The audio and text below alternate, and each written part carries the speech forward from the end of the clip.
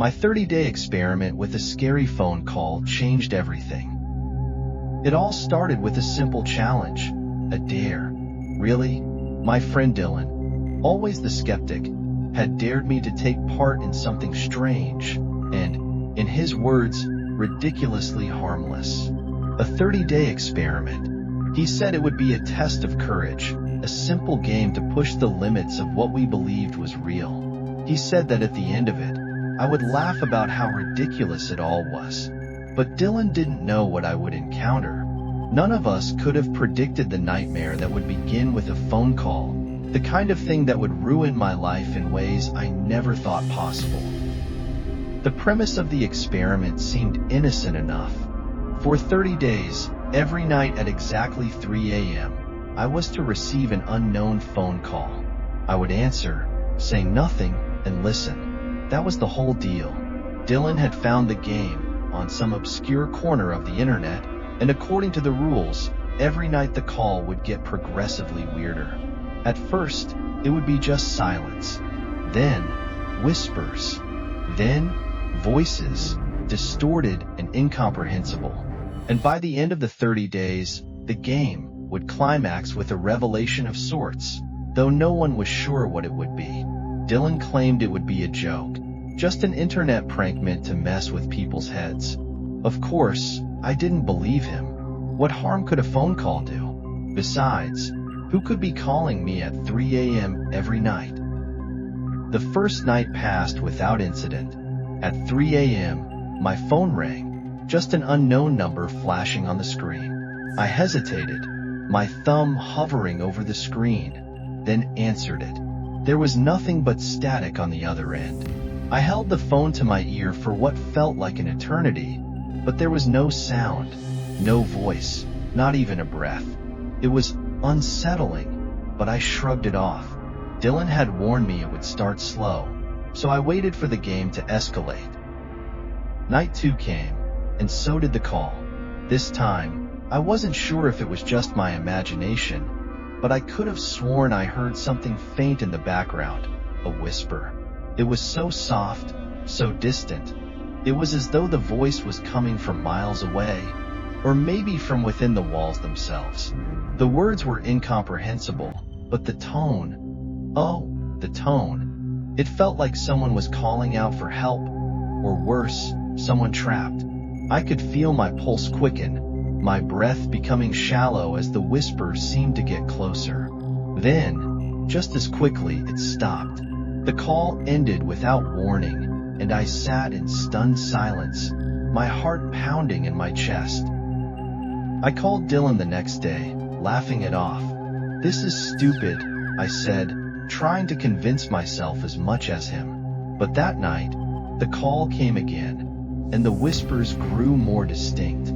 This time, I could almost hear the words, almost. "Help me," it sounded like, but the voice was distorted, twisted in a way that felt wrong. My mind raced as I tried to ignore the gnawing feeling that something was terribly off. The days wore on, and the calls became worse. The whispers turned to full sentences, but they were garbled, distorted beyond recognition. One night, I could hear a woman's voice, high-pitched, desperate.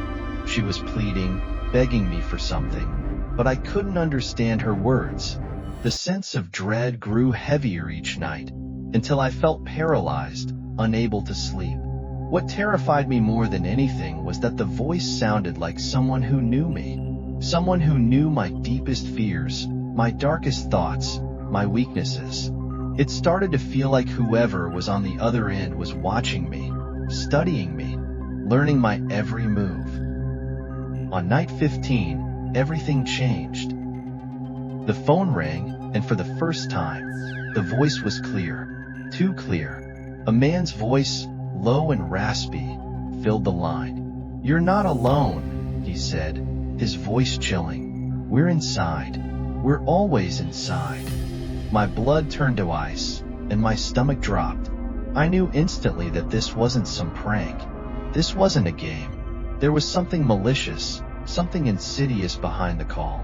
I felt it, the presence, the weight of it, suffocating me. I hung up, my hands trembling. I looked around the room. The shadows in the corners of the walls seemed to stretch, twisting unnaturally, as though something was crawling out of the darkness. But it didn't stop there. The phone calls continued, each one more terrifying than the last. The voice grew louder, more aggressive, more familiar. I couldn't sleep. I couldn't focus. I couldn't escape the feeling that something was watching me, waiting for me to break. I didn't tell anyone about what was happening. I didn't want to seem weak, but the toll it was taking on me was undeniable. I began to lose track of time. The days bled into each other, and the calls kept coming, the voices growing more intense, more desperate. By the time the 25th night arrived, I was barely holding on. The voice on the phone sounded like it was right next to me, like it was breathing in my ear. It said my name, and I froze in terror. The way it said my name, wrong, distorted, was enough to make my skin crawl. "We're coming for you. We're inside your mind," it whispered. "We know you. We're part of you." I tried to stop it. I tried to block the number, but it was useless. The calls kept coming at all hours, every time, and they weren't just on the phone. At night, I'd hear footsteps outside my door. I'd wake up in a cold sweat, convinced that something was lurking just beyond my sight. I'd find things moved around in my apartment, things that hadn't been there before, small, insignificant things, but enough to make my pulse race with dread. The last night of the experiment arrived, and I had no idea what to expect.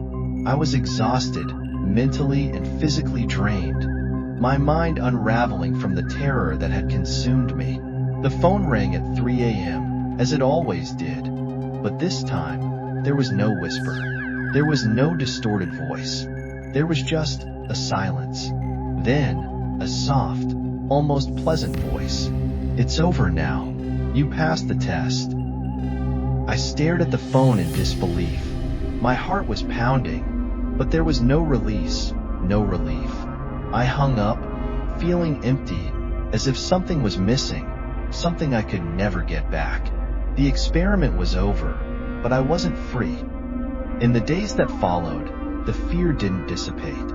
If anything, it festered, growing deeper, more pervasive, until I could feel it in every crevice of my life. I would go about my day, but there was always this underlying tension, a gnawing feeling that I couldn't escape. It wasn't the phone calls anymore. It was something far worse, something more real, more suffocating. The calls didn't stop, not even after the experiment ended. At 3 a.m., without fail, my phone would ring, the same unknown number flashing on the screen. I could hear the ringing echo in my ears long before it started, a warning, a drumbeat in my head that I couldn't shut out. But it wasn't just the phone calls anymore that terrified me. No, it was the way the calls seemed to stretch beyond the confines of the phone itself. It was as though they were invading every part of my life. My thoughts, my movements, my breath. It became an inescapable presence, something inside me, gnawing and clawing at the edges of my mind. I began to hear things, faint at first, barely noticeable. Footsteps in the hall when I knew I was alone. The faintest whispers when the wind blew through the cracks in the window. But the worst of it came at night. It started slowly, just a rustling sound, like paper being crumpled, coming from the corners of the room. I would sit up in bed, listening, heart hammering in my chest. But there was nothing there when I turned on the lights. I thought I was losing my mind, but deep down, I knew it wasn't just my imagination. On the 10th night after the experiment, the real terror began. I woke to a coldness in the air, unusual, unnatural. I glanced at the clock, 3 a.m. The phone rang. I sat frozen, staring at it, paralyzed by the fear of what would come next. I had blocked the number, yet there it was again, flashing on the screen. I couldn't bring myself to answer it, but I couldn't stop myself from watching it ring. Then, as if answering the question I dared not ask, the whispers began, creeping out of the phone like smoke. But these weren't the usual distorted voices I had grown accustomed to. No, these were words, clear, sharp, full of venom. "We're in your house." The voice was cold and human, as though it wasn't just speaking to me, but through me. "We've been here all along." I couldn't breathe. I felt the walls of my room closing in on me, as though the very air was suffocating, squeezing the life out of me. I scrambled to hang up the phone, my hands trembling so violently that I nearly dropped it. But when I did, the voice didn't stop. It lingered in the air, thick and oppressive, almost like it was hovering just over my shoulder. A subtle pressure, a feeling that something was right there, so close, but just out of reach. The next day, I found myself standing in the hallway of my apartment, unable to move. I was paralyzed with fear. There, on the floor in front of me, was a small, blackened handprint, as if something had pressed its palm against the wood. I blinked, rubbed my eyes, but when I looked again, it was gone, vanished, like it had never been there. My mind screamed at me to leave, to get out, but I couldn't. It was like the walls had trapped me, like the house itself had become a prison. Then, it began to follow me. I could hear it in the background, the whispers, the barely audible sounds. I thought I was imagining it, but no matter where I went, no matter how far I ran, the sounds followed. In the grocery store, I heard it faintly, just on the edge of hearing, like someone muttering behind me. In the library, I thought I saw shadows flickering at the corners of my vision, but when I turned to look, nothing was there. And then came the worst night of all. The phone rang at exactly 3 a.m., as it always did. But this time, when I picked it up, I wasn't greeted by the usual whispers.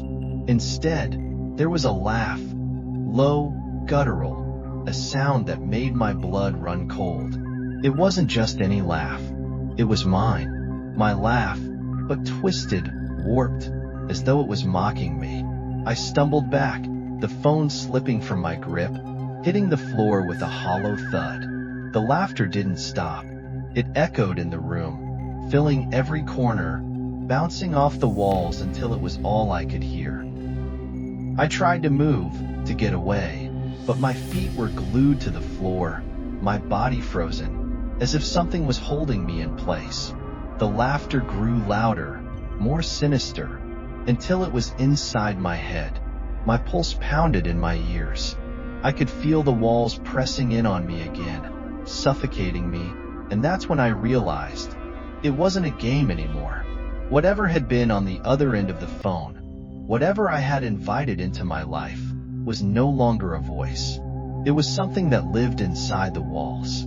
Something that was becoming me. I screamed, but the voice inside my head, my voice, laughed louder, and I could feel my mind unraveling. My own thoughts betrayed me, whispering things that weren't mine, thoughts I couldn't control, whispers of things I had never known. "We're inside you," it said. "We are you." And for the first time, I understood. It wasn't just about the calls. The calls were the beginning, the opening of a door I should never have opened. Now, there was no escape. Whatever was behind the calls had crossed over, had become part of me. I didn't dare answer the phone after that night. I couldn't. But the calls kept coming, every night at 3 a.m.